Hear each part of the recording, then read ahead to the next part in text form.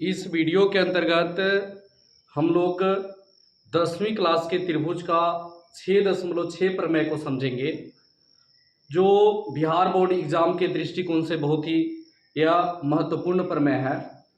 तो इस प्रमेय का जो कथन है कि दो समरूप त्रिभुज के क्षेत्रफलों का जो अनुपात होता है उनकी संगत भुजा के अनुपात के वर्ग के बराबर होता है। तो इस प्रमेय को देखते हैं कि आखिर सत्यापन कैसे किया जाता है। तो सबसे पहले कहा जा रहा है कि हमारे पास कि दो समरूप त्रिभुज हैं। तो सबसे पहले दो समरूप त्रिभुज इस प्रकार से मान लीजिए कि आपके पास एक त्रिभुज ही है। इस त्रिभुज का नाम हमने ए बी सी दिया, और मान लेते कि एक और जो त्रिभुज है और इस त्रिभुज का नाम हम पी क्यू आर देते हैं। ये दोनों जो त्रिभुज है वो समरूप है। अगर जब त्रिभुज अगर समरूप होते हैं तो उनके संगत कोण बराबर होते हैं और उसका संगत भुजा समानुपाती होता है। तो सबसे पहले देखिए आपको क्या दिया है। तो आपको दिया है कि त्रिभुज ए बी सी जो है वो समरूप है त्रिभुज पी क्यू आर का। त्रिभुज ए बी सी समरूप है त्रिभुज पी क्यू आर का।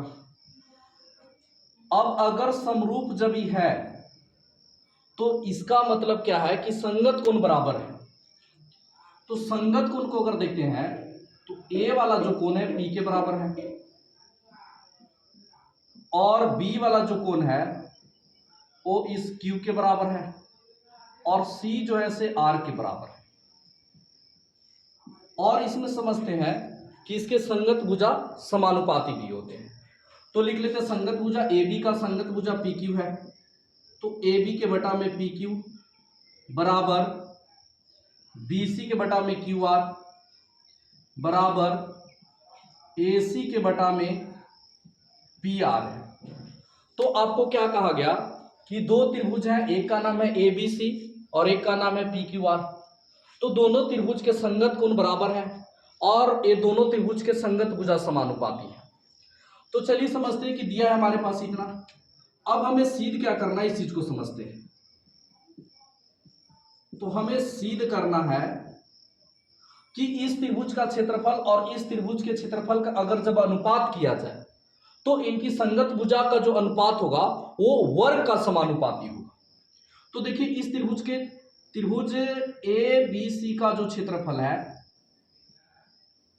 और त्रिभुज पी क्यू आर का क्षेत्रफल, तो इस दोनों त्रिभुज के अगर क्षेत्रफल का अगर जब हम अनुपात करेंगे तो इनके संगत भुजा के वर्ग का समानुपाती होता है।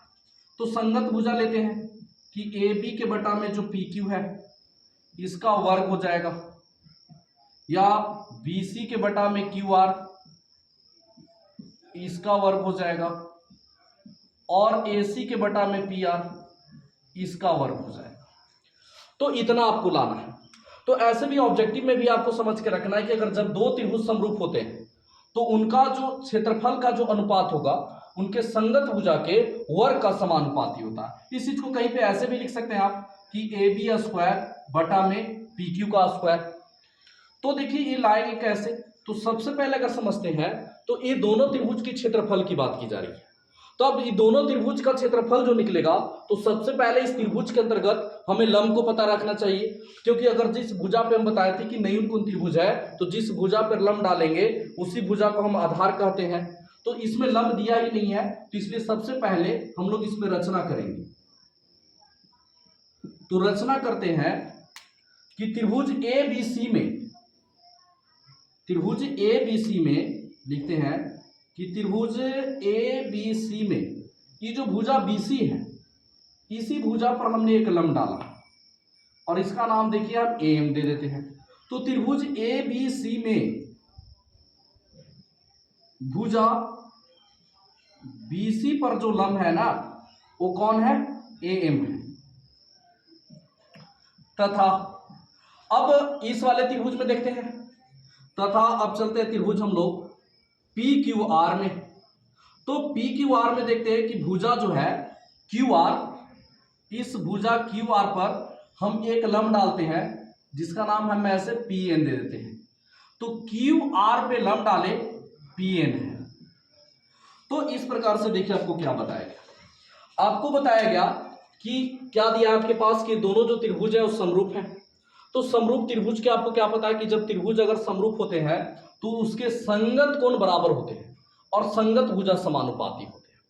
तो आपको सिद्ध करके लाना है कि इस त्रिभुज का क्षेत्रफल और इस त्रिभुज के क्षेत्रफल का अगर अनुपात किया जाए तो इनकी संगत भुजा जो होगा वो वर्ग का समानुपाती होगा, जो एग्जाम के दृष्टिकोण से बहुत महत्वपूर्ण प्रमेय है। तो चलिए हम लोग समझते हैं, अब इसका सत्यापन करते हैं। तो उत्पत्ति करते हैं। तो उत्पत्ति को अगर आप रफ से समझते हैं एक बार संक्षेप रूप में, क्या आपको करना है कि सबसे पहले दोनों त्रिभुज का क्षेत्रफल निकालना है।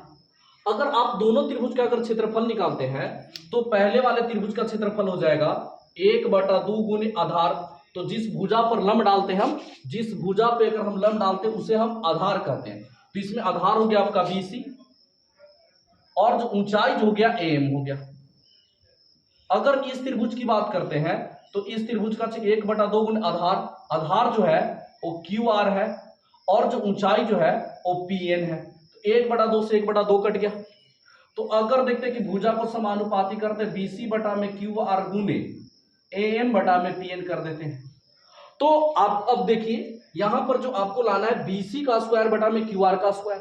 तो BC बटा में QR आ गया। अब कुछ ऐसा जादू कर देना है कि इसके जगह पे आपको BC बटा में QR ही आ जाए। अगर जैसे ही आ जाता है तो ये देखिए दोनों का फिर अगर गुना कीजिएगा तो BC का स्क्वायर हो जाएगा और QR का स्क्वायर हो जाएगा। तो सबसे पहले AM बटा PN को आपको BC बटा QR के बराबर करना होगा। और इसको बराबर करने के लिए आप ठीक ना समझिए कि ये वाले जो त्रिभुज है और ये वाले त्रिभुज को समरूप करना होगा। चाहे आप ये वाले त्रिभुज को इसको समरूप कर सकते हैं। तो चलिए सबसे पहले फिर ये वाले त्रिभुज को इसको समरूप कर देना है। अगर आप जैसे ही समरूप कर देते हैं तो इतना बराबर इतना आ जाएगा और इस प्रकार से आपका सत्यापन हो जाएगा। तो बहुत महत्वपूर्ण तरीके से इसको देखिए, समझिएगा, आपको एग्जाम में आने का चांस है क्वेश्चन को। चलिए देखते हैं इस प्रमेय को तब। तो सबसे पहले देखिए कहा जा रहा है कि त्रिभुज ABC, तो चलते हैं त्रिभुज ABC में।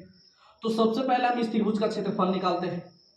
तो त्रिभुज ABC में लिखते हैं कि त्रिभुज ABC का क्षेत्रफल, तो त्रिभुज ABC का क्षेत्रफल होता है 1/2 गुने आधार गुने ऊंचाई होता है। तो 1/2 आधार हो गया आपका BC और जो ऊंचाई जो हो गया वो AM हो गया। इसको हम समीकरण 1 मान लेते हैं। अब इसी प्रकार से इस वाले त्रिभुज में चलते हैं। त्रिभुज PQR में, तो इस त्रिभुज का क्षेत्रफल निकालेंगे। त्रिभुज PQR का क्षेत्रफल बराबर लिखेंगे 1/2 गुने आधार, आधार इसका QR है और जो लंब है इसका PN, इसको हम समीकरण 2 मानते हैं। अब देखिए यहां पे जो सिद्ध जो करके लाना है कि दोनों का क्षेत्रफलों का अनुपात किया गया है। तो ये दोनों के क्षेत्रफल का अनुपात करने के लिए समीकरण 1 में हम समीकरण 2 से भाग करते हैं सबसे पहले। तो हम लिखते हैं यहां पे कि समीकरण 1/2। तो समीकरण 1 का LHS देखिए क्या है कि त्रिभुज ABC है। तो त्रिभुज ABC का क्षेत्रफल और बटा में देखते हैं, इसको लिखते हैं त्रिभुज PQR का क्षेत्रफल बराबर, अब इधर वाले को भागा देते हैं RHS को, RHS से देंगे 1/2 गुने BC गुने AM बटा में 1/2 गुने लिखेंगे QR गुने PN, QR गुने PN।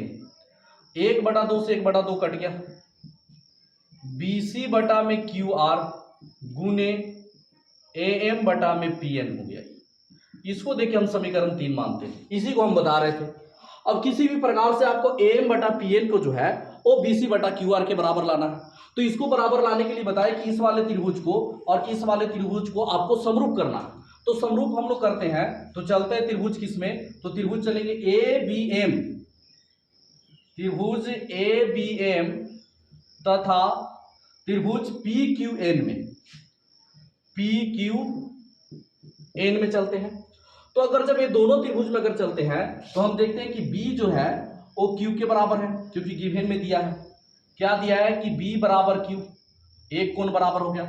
अब देखिए जब लंब है, इधर अगर 90 है तो इधर भी 90 होगा, ये भी इधर 90 है तो इधर भी 90 होगा। तो ई वाले जो कोण है एंगल, इसमें इस कोण का नाम है, ठीक ना। तो बी बराबर तो क्यू हो गया, ये आपने कहां से लिखा, तो ये दिया है। अब चलिए और भी क्या चीज, एक कोण तो आपका बराबर हो गया, ई वाले कोण का नाम होगा angle B M A, angle B M A बराबर एंगल ई वाले कोण का नाम होगा क्यू एन पी, और दोनों बराबर है 90 डिग्री। और ये कहां से आपके पास आया, रचना से आपने किए थे। तो अगर इस त्रिभुज के दो कोण इस त्रिभुज के दो कोण के बराबर हो गए, तो इसलिए आपका त्रिभुज ए बी एम जो है वो समरूप हो गया त्रिभुज पी क्यू एन का, और एंगल समरूपता के नियम से। अब देखिए जब दोनों त्रिभुज अगर समरूप हो गए तो हम इसके संगत भुजा को समानुपाती करते हैं। तो संगत भुजा अगर देखते हैं तो इसका संगत भुजा ए बी का संगत भुजा पी क्यू है, और अगर बात करते हैं बी एम की संगत भुजा जो है वो क्यू एन है, और अगर बात करते हैं ए एम तो ए एम की जो संगत भुजा होगी वो आपका पी एन होगा। तो चलिए संगत भुजा को समानुपाती करते हैं, तो लिखेंगे कि ए बी बटा में पी क्यू बराबर ए एम बटा में पी एन। और ये जो संगत भुजा समानुपाती, हमें इसी की आवश्यकता, एम बटा में पी एन की आवश्यकता, क्योंकि इसी का मान निकालना है। इसको भी आप लिख सकते हैं कि बी एम बटा में क्यू एन, ठीक ना। अब इसको हम देखिए समीकरण 4 मान लेते हैं। अब देखिए कि ए बी बटा पी क्यू किसी के बराबर दिया है, तो देखिए इसी के बराबर दिया है। यहाँ पे गिवन में देखिए कि ए बी बटा में जो पी क्यू है आपका, ए बी बटा में जो पी क्यू है वो आपका बीसी बटा में क्यू आर के बराबर है। ये आपने कहां से लिखा, तो दिया है। और इसको देखिए समीकरण हम 5 मान लेते हैं। तो समीकरण 4 और अगर आप 5 को देखते हैं तो ये दोनों का एलएचएस बराबर है। अगर जब दोनों का एलएचएस बराबर है, इसका मतलब है कि इसका आरएचएस भी आपस में कैसे होंगे, बराबर होंगे। तो हम लिखेंगे कि समीकरण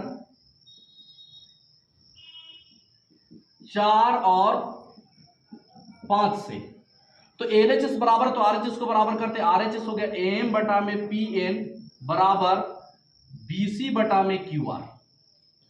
अब देखिए इसको हम समीकरण 6 मान लेते हैं। अब देखिए एम बटा में जो पी एन है, एम बटा में पी एन वो बीसी बटा में क्यू आर के क्या आ गया, बराबर आ गया।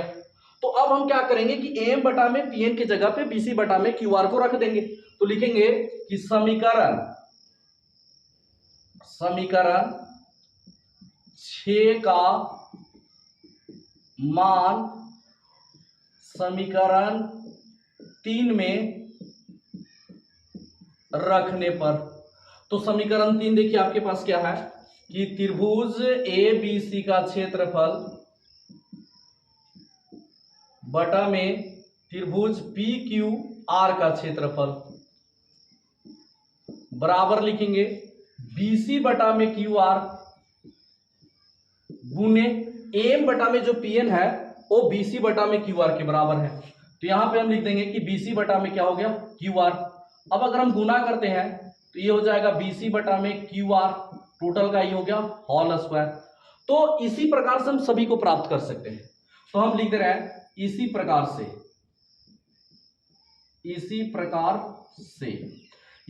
से क्या चीज कि त्रिभुज ए बी सी का क्षेत्रफल बटा में त्रिभुज पी क्यू आर का क्षेत्रफल जो है वो बराबर हो जाएगा किसके किसके, तो सभी के।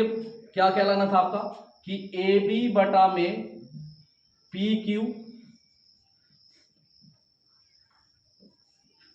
ये जो बराबर हो जाएगा कि ए बी बटा में पी क्यू का होल स्क्वायर बराबर बीसी बटा में क्यू आर का होल स्क्वायर बराबर एसी बटा में पी आर का होल स्क्वायर। तो इस प्रकार से ये आपका प्रमेय सत्यापित हुआ। तो इसमें क्या करना है, अगर आप सभी को भी ला सकते हैं, अगर हम जब लंब अगर बी से इस भुजा पे डालते हैं और क्यू वाले से इस पे अगर लंब डालते हैं तो ए वाला आंसर में आता। तो इस प्रकार से देखिए आपका प्रमेय 6.6 था कि अगर जब दो त्रिभुज समरूप होते हैं तो इनका जो क्षेत्रफल होता है उनके संगत भुजा का वर्ग का भी समानुपाती होता है। अगर ये आपको एग्जाम में आए और एग्जाम की दृष्टिकोण से महत्वपूर्ण क्वेश्चन है। अगर ये वीडियो अगर आपको अच्छे लगे तो लाइक करें, हमारे चैनल को सब्सक्राइब करें, कमेंट करें और शेयर भी करें। और वीडियो देखने के लिए धन्यवाद।